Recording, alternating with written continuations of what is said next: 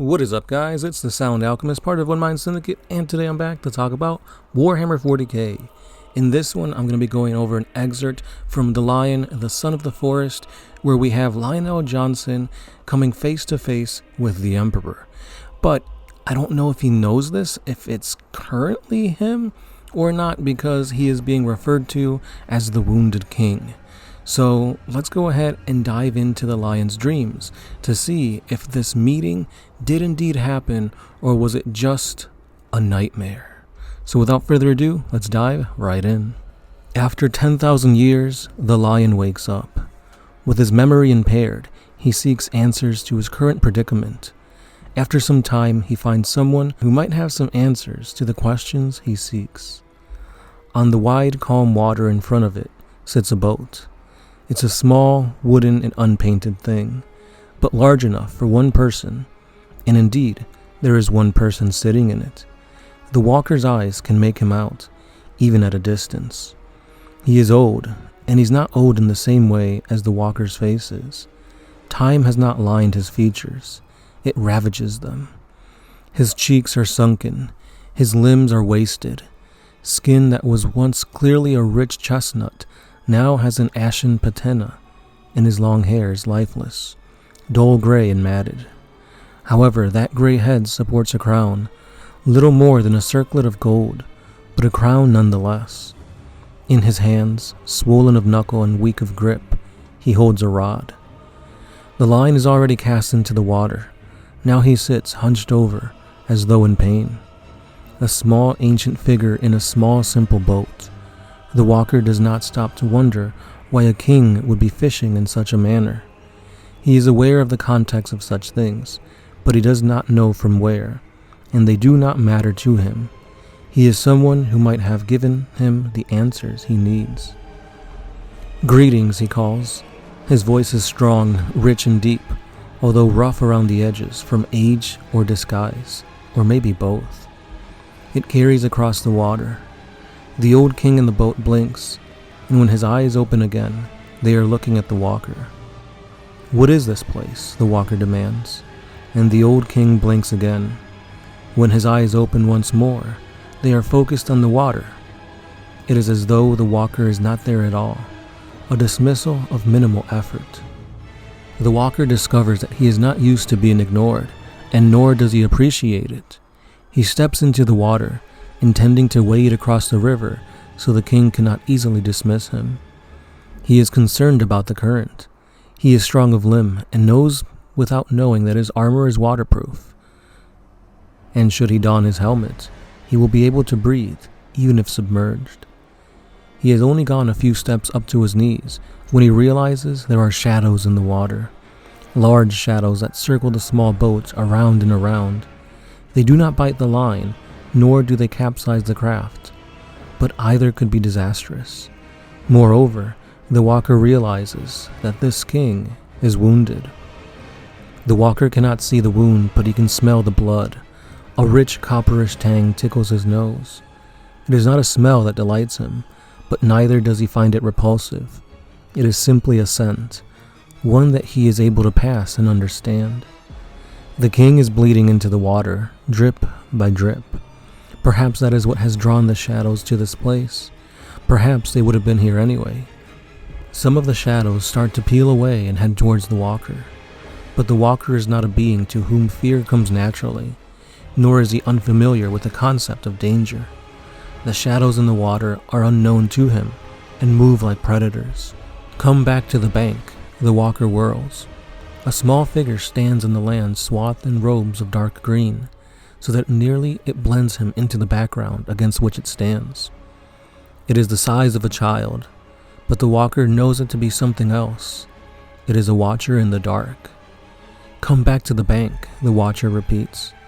Although its communication can hardly be called a voice, there is no sound, merely a sensation inside the walker's head that imparts meaning. It feels increasingly urgent nonetheless. The walker realizes that he is not normally one to turn away from a challenge, and nor is he willing to ignore a watcher in the dark. It feels like a link, a connection to what came before, to what he should be able to remember. He heads back and steps up onto the bank. The approaching shadows hesitate for a mere moment, then circle away towards the king in the boat. "They would destroy you," the Watcher says. The Walker understands that it is talking about the shadows. There are layers to the feelings in his head now, feelings that are the mental aftertaste of the Watcher's communication. Disgust lurks there, but also fear. "Where is this place?" the Walker asks. "Home." The Walker waits, but nothing else is forthcoming. Moreover, he understands that there will not be. So far as the Watcher is concerned, that is not simply all the information that is required, but all that he is able to give. He looks out over to the water, over towards the king. The old man still sits hunched over, rod in his hands, blood leaking from his wounds, one drip at a time. Why does he ignore me? You did not ask the correct question. So that is the first instance of the lion trying to make contact with this old, decrepit, wounded person.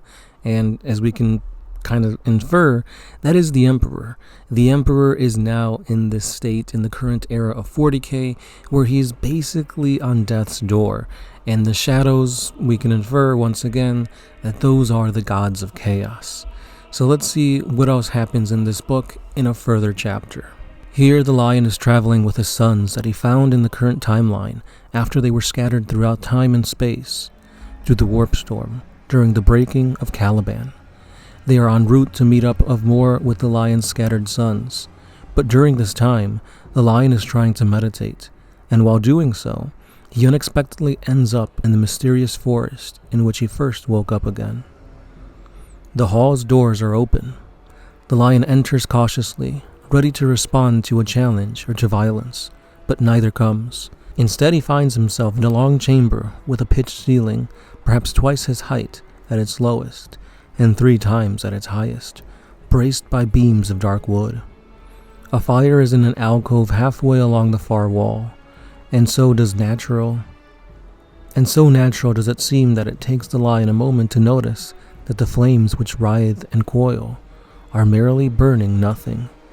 The slab on which logs would rest are empty, and there is no form of outlet flammable gas or any other type of exotic fuel.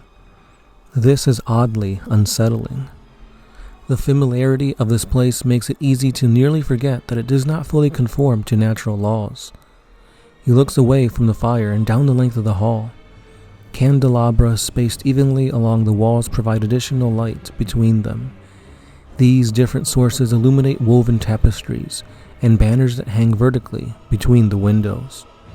They too are familiar, although the detail is hard to make out, and the lion cannot place them. Nonetheless, their nature is clear enough.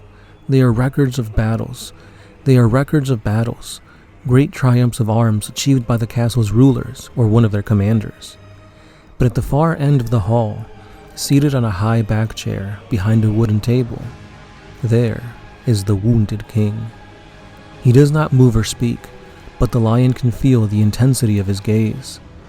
He sets off down the hall towards the monarch, expecting at any moment to be ordered to halt, or to state his business, or to give his name, or any number of other demands or inquiries that the master of a castle such as this might utter to an unknown intruder. However, the king says nothing. He merely watches the lion approach, his dark eyes unblinking beneath the lank gray hair and the golden circlet on his brow. The lion pauses when he is a few paces away from the table. The luster of the wood is hidden beneath dust, but 3 objects sit on it, arranged as though with ritual significance. A golden candelabra, more ornate than those decorating the walls, is in front of the king, and on his right. On his left is a spear or lance, also golden, the blade of which is wet with blood. Directly in front of the king is a broad golden chalice with figures molded around the bowl. The lion sniffs. The lance is not the only blood in the chamber. The king is still bleeding. There's a dark stain on the clothes covering his lower stomach, and the lion's ears detect the faint sound of the drip from the edge of the throne and landing on a puddle on the floor below.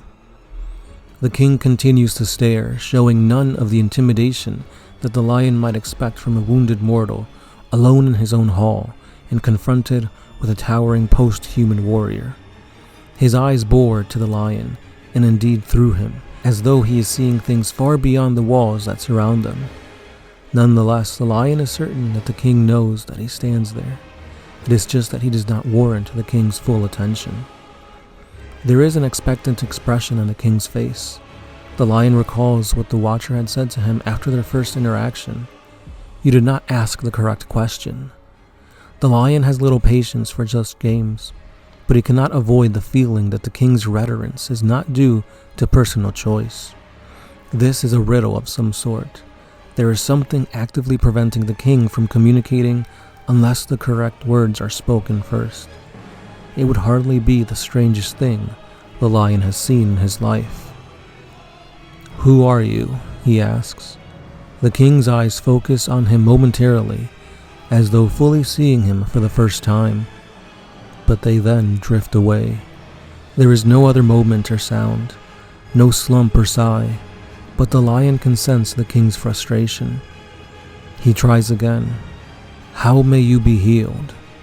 The king's eyes flicker back to him, and for a moment the lion hopes that he might have hit the mark, but no reply is forthcoming. Instead, the king's gaze manages to communicate a warning, although the reason for that warning is not immediately obvious. The lion frowns in annoyance and opens his mouth to try again. "Where?" The shadows of the king's chair, cast by the light of the fire and the candelabras on the walls, begin to shift on their own accord. They lengthen and deepen and reach out across the floor towards the lion. He recognizes them. They are the same dark shapes that swirled in the water beneath the king's boat when he was fishing on the river, and into which the king's blood had been dripping. The same things the watcher warned would destroy him. The king's gaze sharpens still further into something that conveys both rage and disappointment. The lion takes a step back, uncertain of how to fight a foe, which, on the face, appears to be nothing but shadow. But he does not get the opportunity to try. The king's eyes flash, and the lion's vision goes white. When it clears, he is standing in his chambers on the glory of Terra, and his vox is chiming in to alert him that they have arrived at their destination. And there you have it, guys. These have been some very interesting excerpts from this novel. We get to see a little bit more on how the Emperor is able to communicate, even though he's in this near-death state, sitting upon the golden throne. He is still able to protect those from the forces of chaos, and it's interesting because we've been told that he's able to communicate with certain characters from time to time, as the custodies who are there to protect him are basically being used as a means to convey his thoughts. Gilliman is also able to converse with the Emperor, and here we see the lion, at least through what it seems to be the warp, try to convey or have a conversation with his father, but at the same time, since the lion has just woken up for the first time in 10,000 years, he's still kind of learning to use his warp abilities that we know he has through the use of this book, which is that of forest walk. So it's really interesting to see how the Emperor is able to communicate and protect those around him and still light up the Astronomicon, give the Sisters of Battle miracles, and overall just be that hope for the universe against the chaos gods. So let me know what you guys think about these two excerpts here, and do you want more instances of the Emperor being shown to be able to at least perceive those around him and kind of communicate in his own way? Because for the longest time, we didn't get anything from the Emperor. It's just like, yeah, he's just sitting on the golden throne. He's basically just a battery powering the Astronomicon, and that was pretty much it. But we've seen slight little instances of him basically getting a little inkling of his feelings, his thoughts to his sons, be it Gilliman when he was resurrected after Mortarion killed him during the Plague Wars, and here we see it once again, talking to the lion in his dreams. So, that's all I got for today, guys. As always, thank you for watching, listening, liking the video. Don't forget to comment, subscribe, and share, and I'll be seeing you guys in the next one. This has been the Sound Alchemist, part of One Mind Syndicate, and I'll see you then. Peace.